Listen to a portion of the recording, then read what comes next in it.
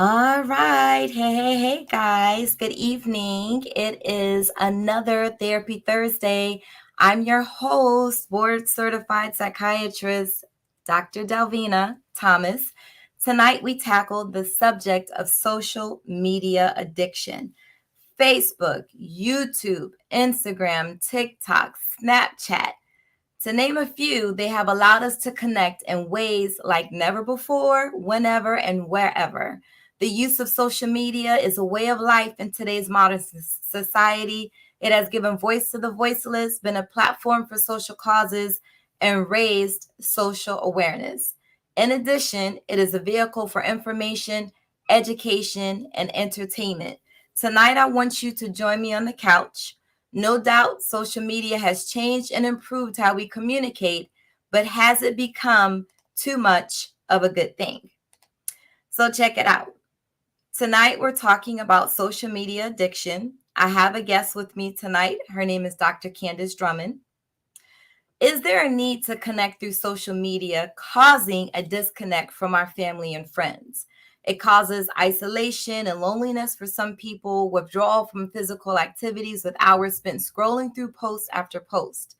For many users, particularly young people ages 16 to 24, who are the highest users of social media has become an addiction. And that's what we're discussing tonight.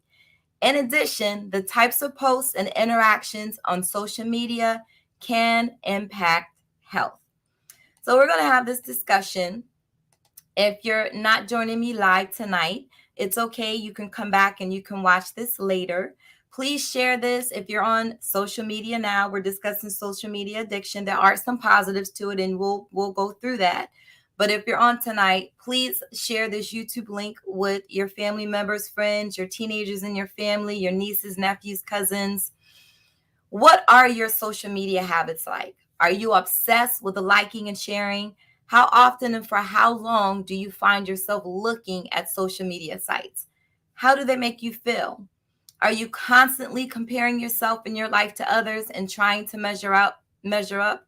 Do you suffer from FOMO? We're going to explain FOMO once we get into this discussion. Now, we know that we have some statistics. There are some statistics that speak to us and tell us about social media addiction. There are over 3.78 billion social media users worldwide, with each person averaging around 2 hours of social media use each day. So 3.78 billion users on social media. When you think about it, social media should be a good way, right? A good thing, a positive thing for us to promote things, to share information. Yet sometimes it goes way beyond that. 77% of the US population, holds a social media account. Some psychologists estimate that as many as 5 to 10% of Americans meet the criteria for some sort of social media addiction. Now, let's talk about, and we're going to go into this, why is it addictive? When I bring on my special guest, we will discuss what makes social media addictive.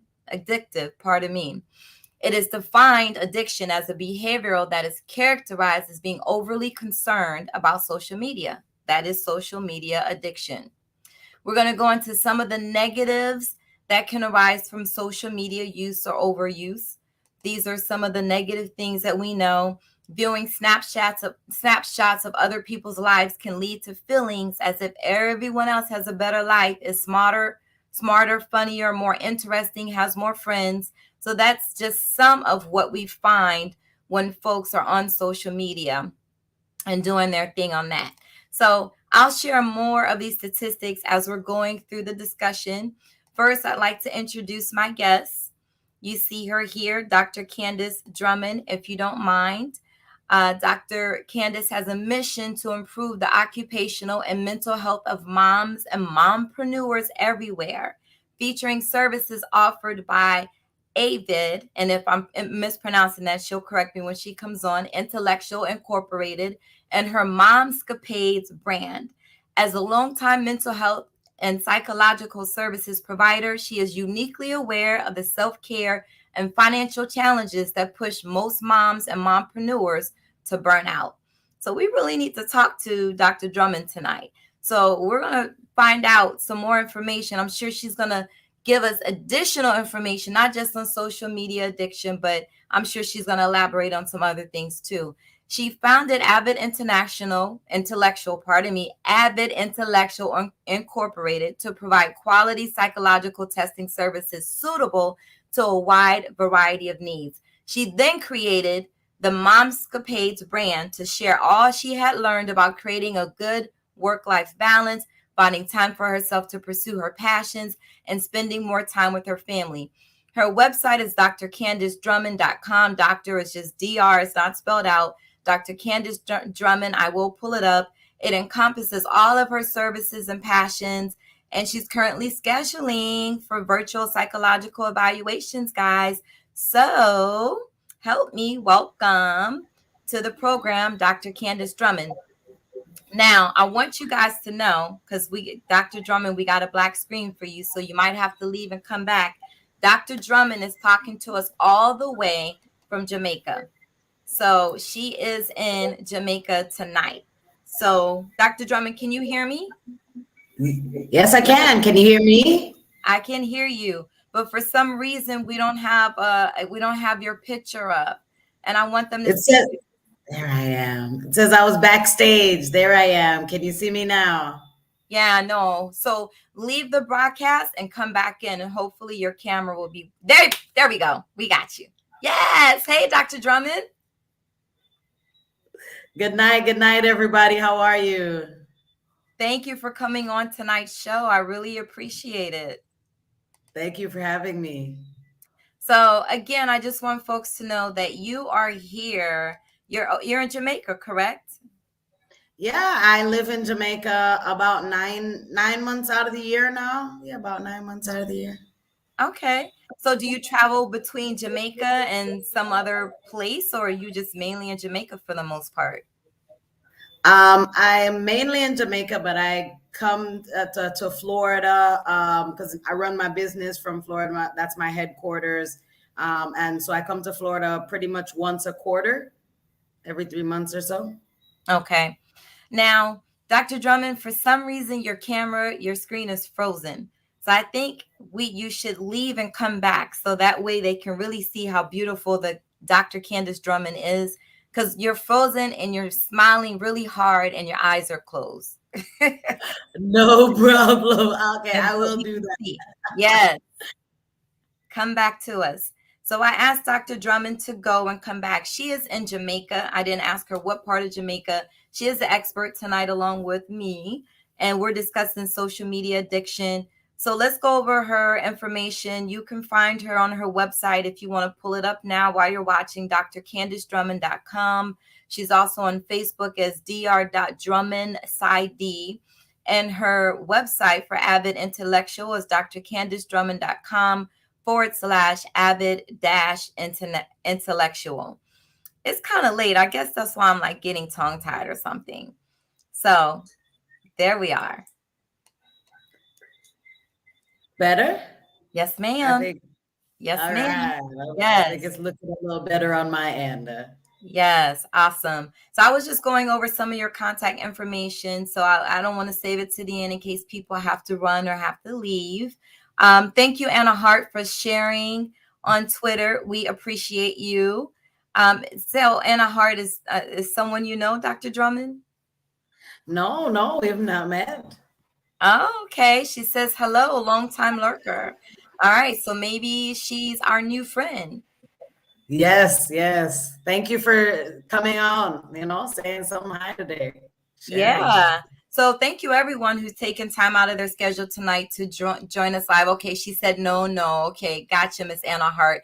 Please share this with other folks so they can come on. We are about to get into this discussion right now about social media addiction so that we can have a very lively discussion. I want folks to be able to ask questions. And so if you have questions, please post them in the comment section. We're going to answer those questions. We're going to start first with Dr. Drummond. Question number 1 for you. Why is there such a growing concern over the use of social media? I have some statistics that shows that it's beneficial, and we also see that there's some negative impacts on people. Is there a real cause for concern? I would say yes. There's definitely for concern, especially among those, I would say just 18 and under. The adolescent and child population are at the greatest risk for increased anxiety and depressive symptoms. And those that experience those symptoms early on tend to experience them ongoing throughout and into their adulthood. So catching it early, getting rid of it early, I think is the best bet for all of us. So take a look at this slide, guys. So Dr. Drummond just mentioned some anxiety. We know that the earlier teens start using social media, the greater, pardon that typo, the negative impact on mental health. About 56% of the children in the United States have their own social media accounts by the time they are 12 years old. What do you think about that, Dr. Drummond? Like, my son is 25, so I don't have to be concerned with this. I'm not having more children. I'm just curious, what do you think? Should children have social media accounts before they're 12 years old? Do you think they can handle the use of social media at that age?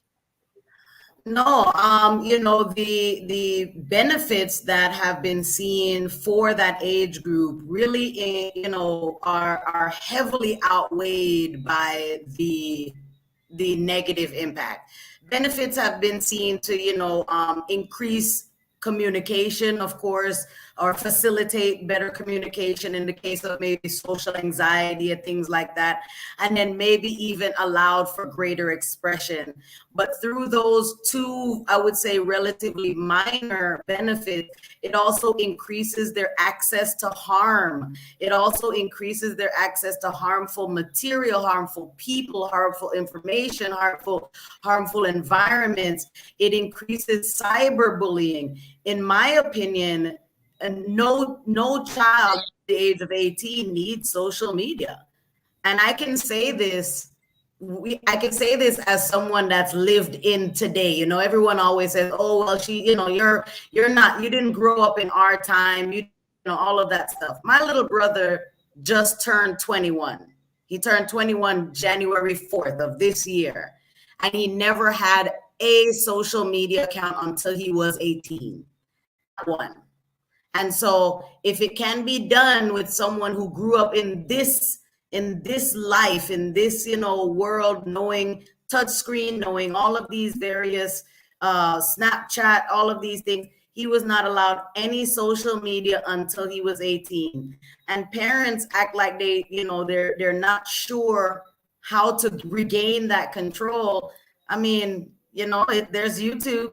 You find out how to get the parental controls that you need to be in charge of what your children are have access to. Absolutely. Absolutely that. I totally agree with you about that. With that, I think that we should limit what we provide to our children. Some small children before they're age 8, they have smartphones. You see they have iPhones because maybe the parent has upgraded their phone and they gave the old phone to the child. And I think that's what creates the access to all this social media, to these accounts. Let's take a look at some of the other stats. So let's see. In a study of over 20,000 participants, those engaged in higher levels of social media use, which is considered high levels of social media use is considered more than 2 hours a day. They were 3 times more likely to feel isolated than those who spent 1 hour or less. So you got to be cognizant of what you're doing. You have to be aware of what your children are doing, what you're showing to your children, how much time you show your children that you're on social media. So one other complication or challenge in being on social media and looking at what people post is that people forget that people post what they want you to see. They may not be honest. It may not be real presentations or their real experiences of their life. Before you post something about yourself or someone else, consider if you would make this comment in an in-person setting. So there's those two dynamics as well. So people forget that what someone is posting is what they want them to see. It may not be a true representation. Some people are on social media living their best lives. And then the other part of that is if you post something that you wouldn't say in person, you should really, if you're thinking about posting something that you wouldn't say in person, you should really reconsider posting that. What do you think, Doc? Absolutely. The anonymity of internet and the continual nature of it allows for, especially again for young people, teenagers, allows for things that happen at school to extend into their personal lives and overnight and throughout, and rumination, depression symptoms, and it really impacts, they're 3 times more likely to have suicidal ideation if they spend more than 2 hours a day on social media. And so, we need to really be mindful. That's a good segue to the next question I had for you, actually, because the next question is there a connection between anxiety and depression and the constant use of social media? And you pretty much you mentioned that. You mentioned suicidal ideation. Absolutely. Not only, like you said, time spent on social media, but also the number of social media platforms that you're engaging on. Studies found that the people who are on 3 or more social media platforms are actually 3 to 3.2 times more likely to experience depression and anxiety symptoms. Wow. So, depression, when people hear folks mention the word depression, this is what we mean. These are the symptoms that you see here in the slide of depression. Take a look at that. And Doc, you're a psychologist. If you would please go over those symptoms with the viewers and the listeners. Absolutely. Should I wait for the slide to come up and go with that, or should I just go ahead? Oh, are you not seeing the slide? No, not yet. I just want to Oh, yeah, okay. Yeah, so it's the properly. depression slide, which is the most common mental health disorder in the United States, guys. I just want you to know that. So, what are some signs and symptoms that someone could be depressed, Doc?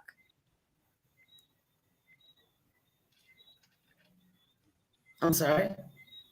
Like I told you guys, Dr. Drummond is in Jamaica, man. So, Yes, I clipped out there for a moment, I think. yes, no problem.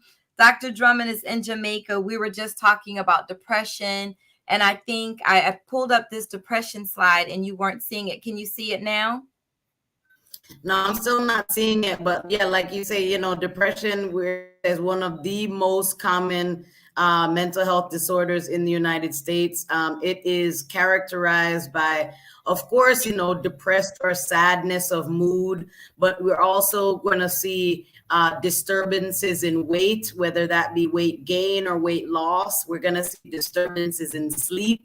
Again, either hypersomnia, meaning sleeping too much, or insomnia, but we're going to see a definite disturbance in sleep. We're also going to see that same sort of disturbance in appetite. So again, either overeating or undereating, not eating. So we're seeing these stress symptoms or responses from the body, as far as, like I said, sleep, appetite, and weight responses to depression.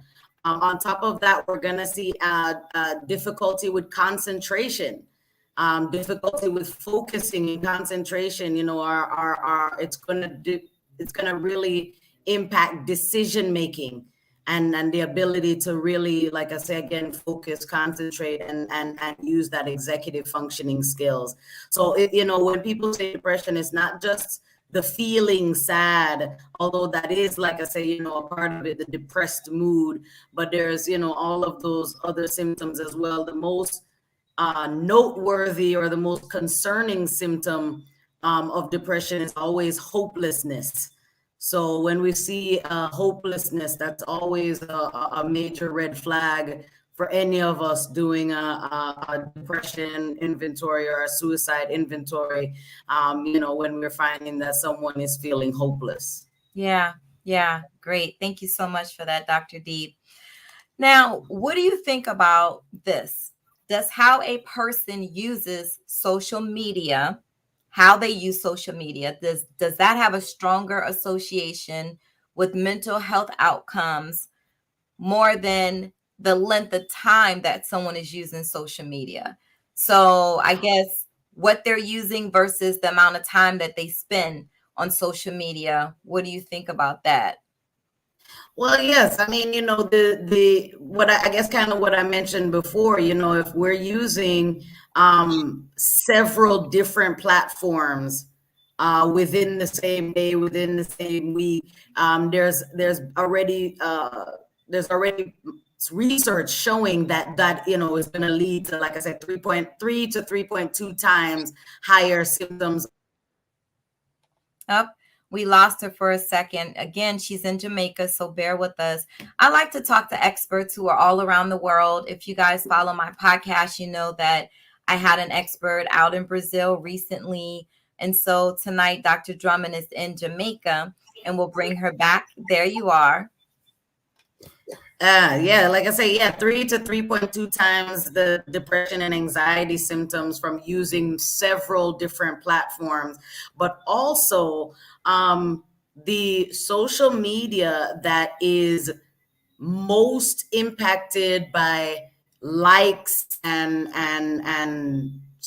comments and where the algorithms are most impacted by things are ones that tend to increase the depressed and social isolation symptoms the most, because it creates that anxiety waiting for the right number of I guess approvals.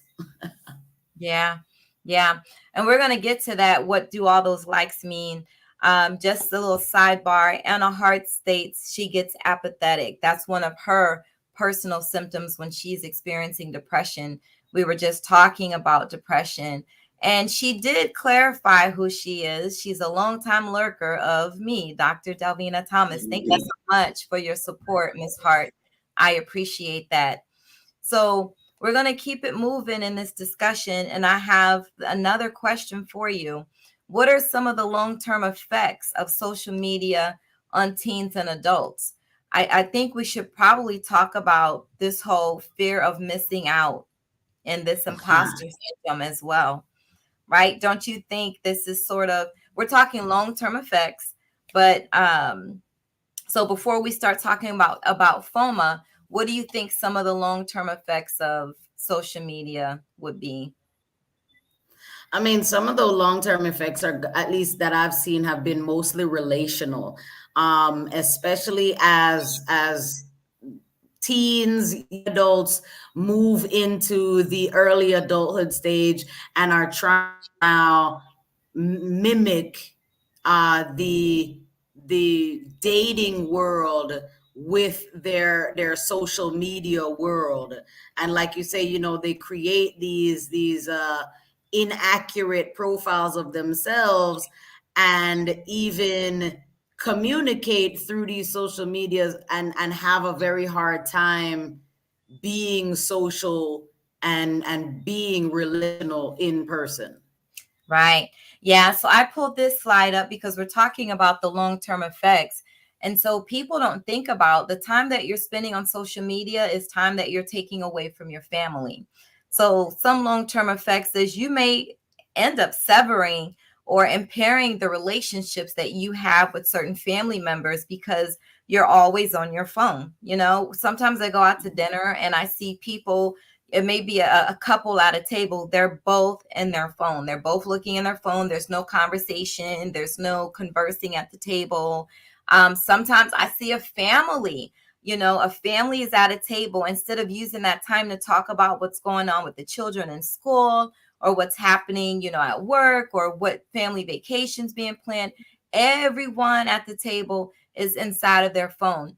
So when you're on your phone over 2 hours a day, we said you're at increased risk of depression and anxiety.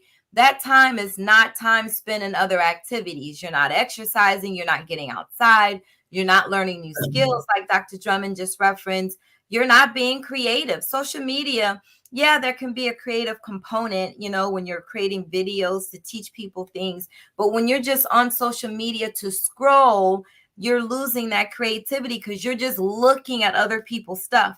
And I've heard folks tell me that they've spent several hours just scrolling through, looking through Instagram. One link leads to the next link, leads to the next link. So it also robs you of the opportunity to meet with family and friends and to do things in your community. So we were just talking about some of those long-term effects of staying on social media too long. So Yeah. smart, One of smart. the recommendations are for every hour that you spend on social media, that you should spend twice that time in an in-person social interaction.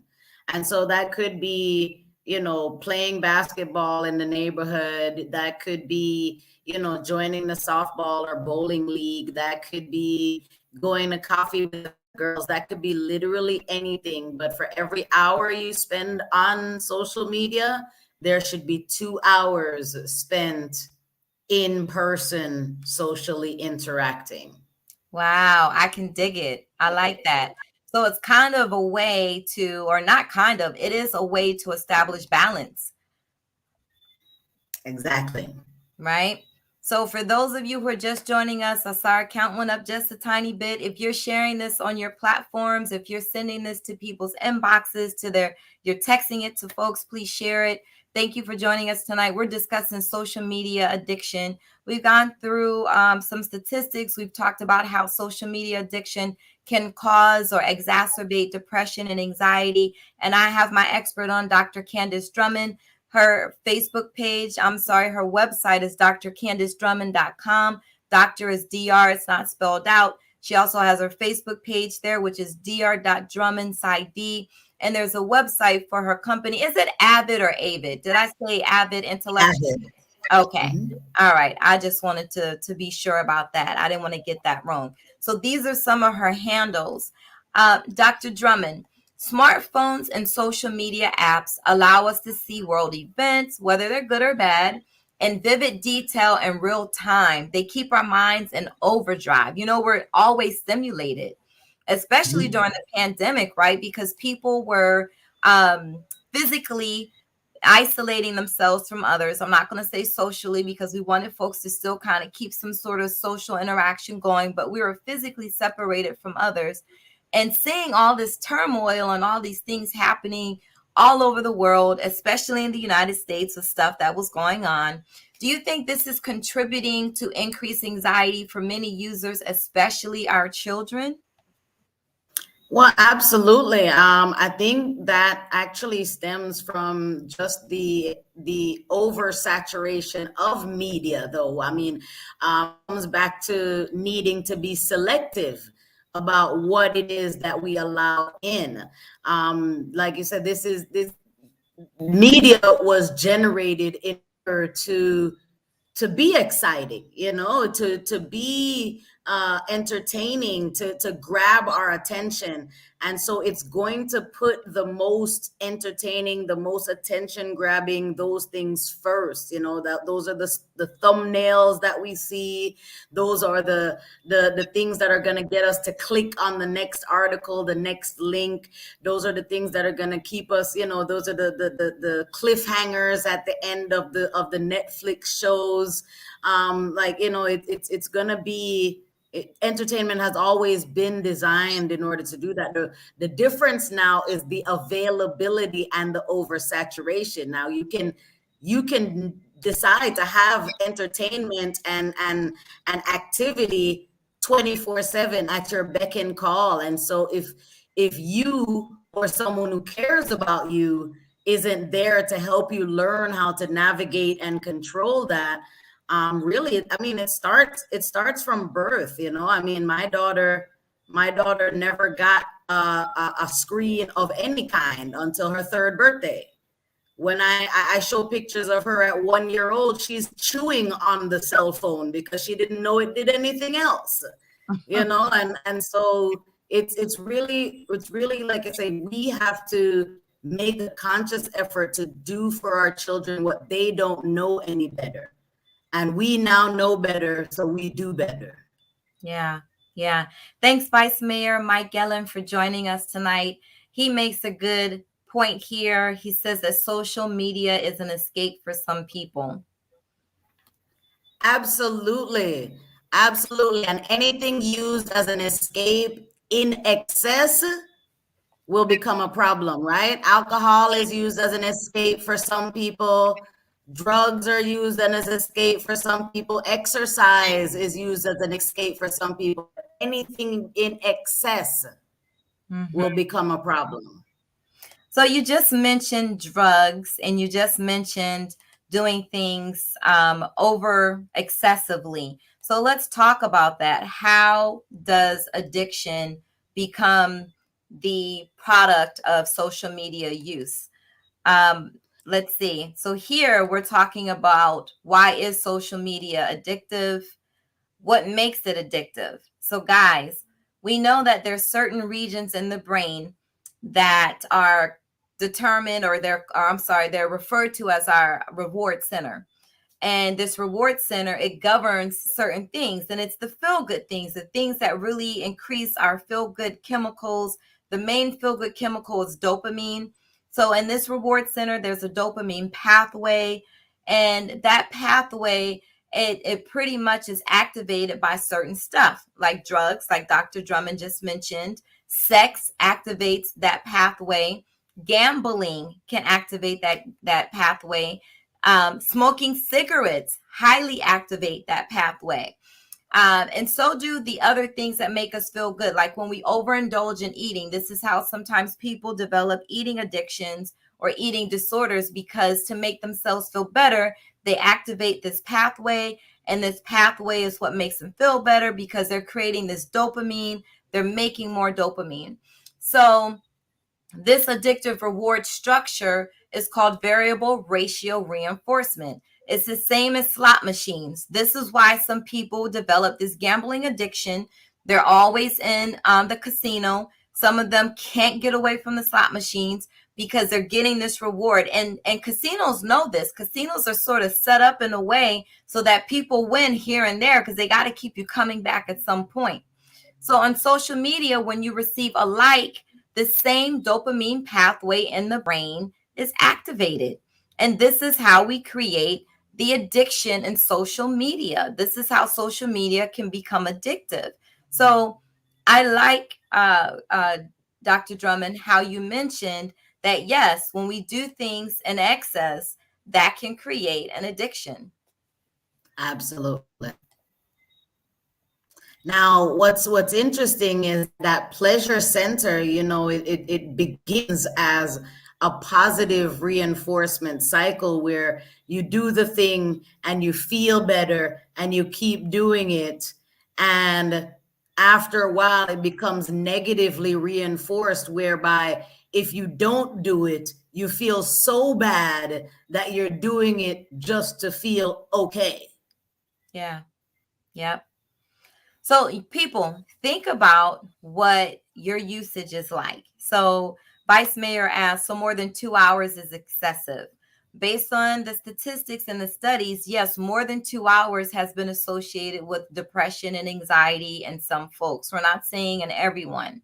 Now, we have to separate out the people who are using social media for business means, right? To run a business, to promote your brand. That's different than folks who are just getting on social media and just kind of scrolling through, looking at stuff. And there's no, how shall I say, no intentional or planned executive task that they're executing when they're on social media. So someone who, like Dr. Drummond, she has a website, she's on Instagram and Facebook, so she may need to post stuff about her business. The same for myself.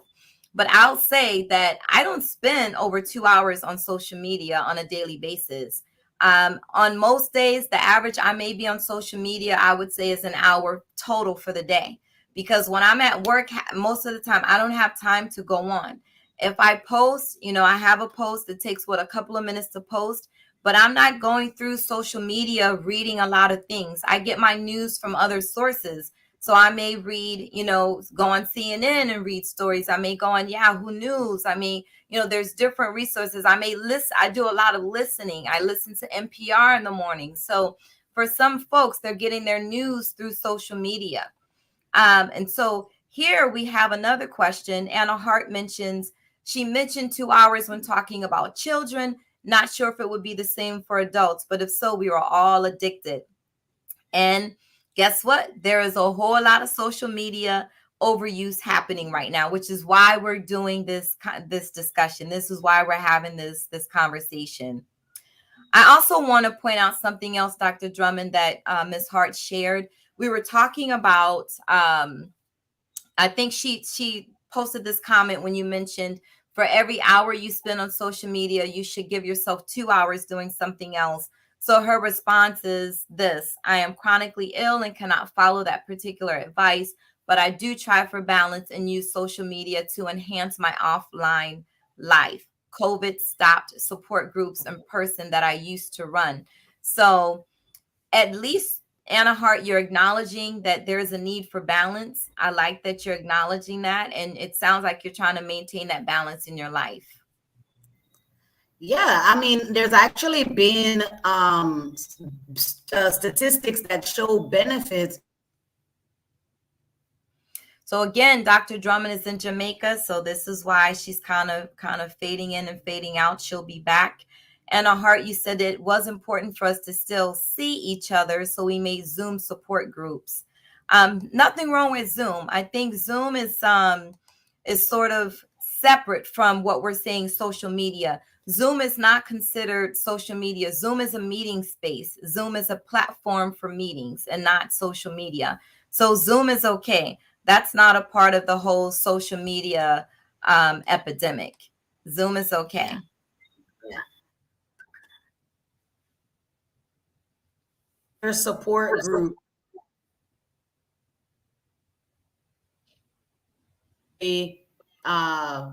have actually been beneficial for folks with both chronic physical and mental illnesses. So those that have, severe mental illnesses,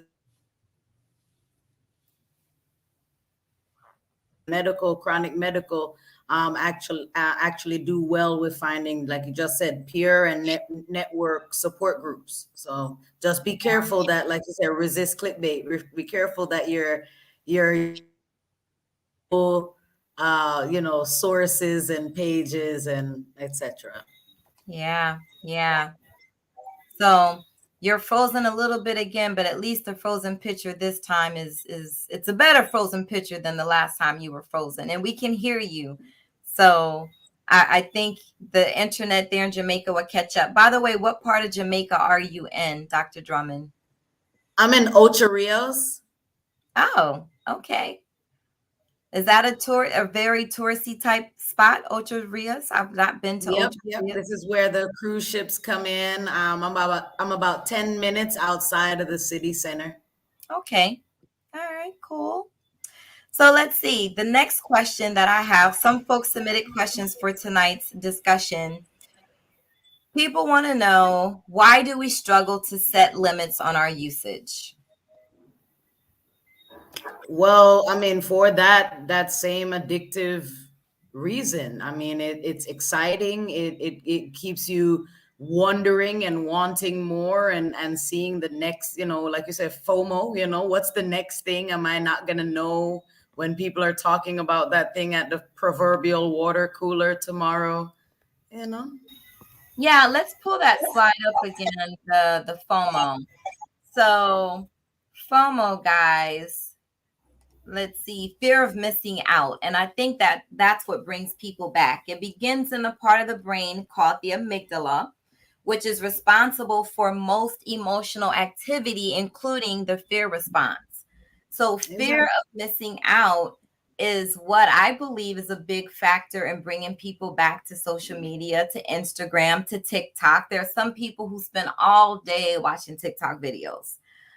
Some teenagers and young adults suffer from imposter syndrome, which can involve a constant fear of exposure, being found out. Also, isolation and rejection, and linked to self-doubt and self-sabotage. So, these things can, this is what makes people keep going back to social media. So let's see. Dr. Drummond, unmute yourself. There we go. So yes, that answers that question. Is there a solution to this growing problem of addiction to social media? What do you think we should be doing to do a better job at handling the addiction? I mean, I think it's just like any other addiction, you know. First, we have to recognize that there is a problem. Secondly, we have to take steps to make change and put other things in place to replace that time. The same. So if I'm not going to be on social media, what am I going to do? Make plans, create activities that are outside of the home. Most places have kind of relaxed a bit with social with COVID restrictions, so you may have the ability to socialize in person a bit more. You know, take those opportunities, get out there and make plans, do things in person with folks. And like I say, and also I think the first step is also just limit the number of platforms. So if you don't. So she's saying limit your number of platforms. She's in Jamaica and Ochos Rios. She's on a, it'll pick up again. The Wi-Fi there is a little, I don't know, temperamental. It's going in and out. So we're talking about ways that we can deal with social media addiction. I asked her, is there a solution to this growing problem of addiction to social media? So she's just giving us some options here. So, all right, let's see. As we wait for Dr. Drummond to come back in, let's talk about some other recommendations that I have. She'll be back, don't worry. So this is what Dr. Drummond was talking about, limiting your time on social media platforms.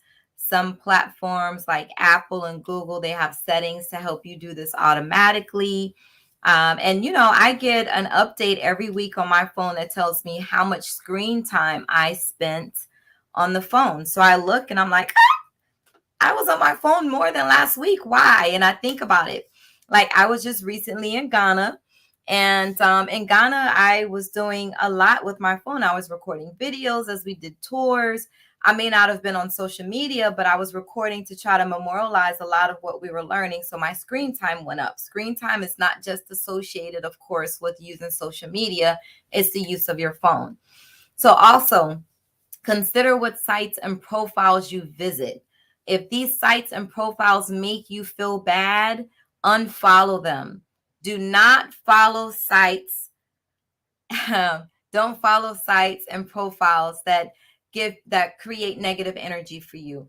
Unfollow them again, and teach this to your teens. And you know, if you have children, so less than the age of 13, you're a teenager when you're 13, right?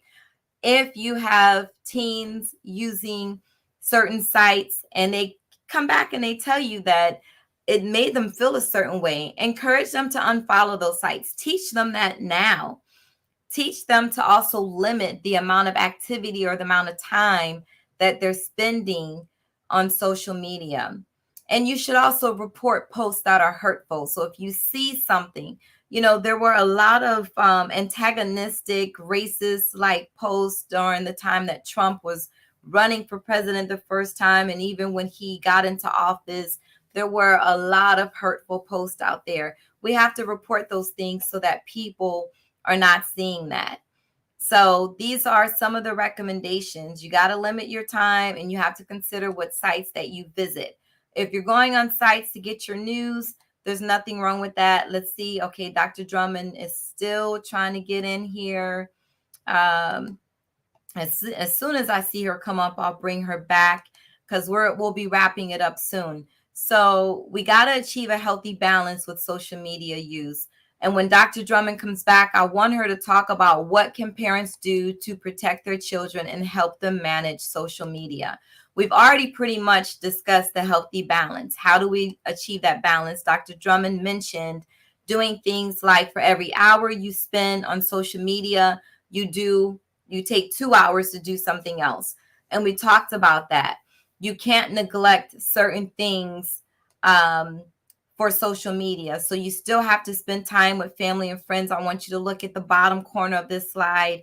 You have to volunteer still. You have to still do creative things, arts and writing and stuff like that. You have to exercise still. You have to get out still. So as long as you're doing these healthy things and not spending over 2 hours on social media, I think you'll be okay. Now, obviously, this is not a hard number. We said over 2 hours is linked with things like depression and anxiety. If you're someone who does not suffer from mental illness or mental health challenges, then you may be okay. I know people who spend excessive amount of time on social media and they're not depressed. You may be okay. I meant to mention, you see my name, Dr. Ama. That's my Ghanaian name. And, I was in Ghana recently. I just wanted to say that. So I'm actually Dr. Ama now, not just Dr. Delvina. So Dr. Candice Drummond, if she's not able to get back on, don't worry. I'm going to bring her back on my podcast. This will be on the Brain Love podcast. I want you guys, if you haven't subscribed to the podcast yet, subscribe to the Brain Love podcast. It's on all platforms. And we're going to have another discussion about social media addiction. And I'm going to get from her the answers to some of the last question, and that's what can parents do to protect their children and manage social media? And that is a really important question. So, Dr. Drummond, what can parents do to protect their children from social media? Don't let them have it. Yeah, don't let them have it. I mean, like I said, the minimal benefits are so far outweighed by the risks and the detriments. And we're not just talking about mental health. We're talking about, just access to dangerous people, to being hurt. And we're talking physically, emotionally, sexually. Like, no, protect your kids. They don't need social media. Social media is designed to, one, market or advertise a product. Your teenager is not a product. And two, it's either used to catch up or keep up with people that are far away or things like that. Your kids are at school. Their friends, they'll see them tomorrow, or if they'll see them next week. They don't need to see them overnight. It's okay. All right. So there it is. You got it from the one and only Dr. Candice Drummond. She is in Jamaica and, would you say Ochos Rios? Ocho Rios, yeah. Yes, and she's between Jamaica and Florida. If you want to schedule with Dr. Drummond, if you want to make a schedule an appointment, a consultation, you may do so. This is her website. If you go to drcandicedrummond.com, I'm sure all the information there to contact her, to send an email, to call her, to schedule, that information would be there. Check her out on her other platforms as well. The Avid Intellectual and her Momscapades, helping moms to just do their thing and be mompreneurs and be the best that they can be, not to sound like the Army. I think that's what the Army says, but just doing so many things to help folks. Check her out. Go to these platforms. And I think we pretty much covered a lot. Let's see. Okay, so we got a couple of questions. We have a few more minutes. What do you specifically consider social media then? Twitter, Facebook, Instagram? Yes, Twitter, Facebook, Instagram, Snapchat. What's the other one? TikTok. Those are all considered social media. YouTube, I'm not going to consider YouTube as social media because YouTube is more so creative videos and sometimes live videos. I see YouTube as being sort of like a news platform or a movie platform, an entertainment platform. Um, Not, I don't consider YouTube as social media. What do you think, Dr. Drummond? By the strict standards of social media, wherein individuals are allowed to post their original content and get subscribers, feedback, comments, that sort of thing, then yes, it is technically a social media platform. The Oh, only thing is that the people don't typically post themselves doing nothing. That's the difference here. YouTube, when people post themselves, it's some form of information that's typically being right, shared, and right. so that, in that sense, it does, like you say, fall more into, I would say, infotainment Yes. than social media. Yeah, it serves a different purpose. People are Yeah, not on YouTube posting pictures of themselves in their bathing suit. Like YouTube doesn't even give you the exactly. opportunity to just post pictures. If you create a channel and you have a channel, you can put up a picture to promote something, but it's not really a platform where you're just posting pictures of yourself. And I want to add that the former Miss USA, who unfortunately committed suicide recently, when you look, this is the thing about social media, and this is why we have to be very careful. When you follow certain people, especially mental health professionals such as Dr. Drummond and myself, we at times can notice, we can read between the lines, and we can see when someone is suffering or has some challenges, or some mental health challenges, I mean. So when you go on the former Miss USA's Instagram page, there are certain things that she posts pictures, and she talks about how how many times she would pose for that picture, how she would stand, how she would stretch herself out to make herself look tall. These are some of the reasons why social media is not a benefit for everyone. Because if you're very overly concerned about your exterior, how you look and how you appear to other folks, you don't need to be on social media. That means you're always looking to see how many likes you get. And most of the time, when you're trying to share information or put out information, you should just be concerned with the fact that it's been posted, and you should not care how many likes or comments that you get. Because believe me, people see what you post. They may not like it, and there is a science behind why people choose to like or not like a post. We didn't even get into that part of the No, discussion. no. Yeah. Yeah, there's a whole science behind that. People are eight times more likely to put a negative comment than a positive one. Woo! Say it again, Yep. Dr. Drummond. People are 8 times more likely to put a negative comment than a positive one. Yeah. So see, people, if you're putting yourself out there to post something, just know that you are more than likely to get a negative comment than a positive comment. You'll get some positive stuff, but you're going to get some negative stuff too. And so it happens to all of us. It has happened to me. I'll, just be transparent and say I've had people say to me, "You don't look like a psychiatrist," because I posted something, wearing a certain outfit or posted on a beach or whatever. And I'm like, well, what is a psychiatrist supposed to look like? I'm supposed to have a life.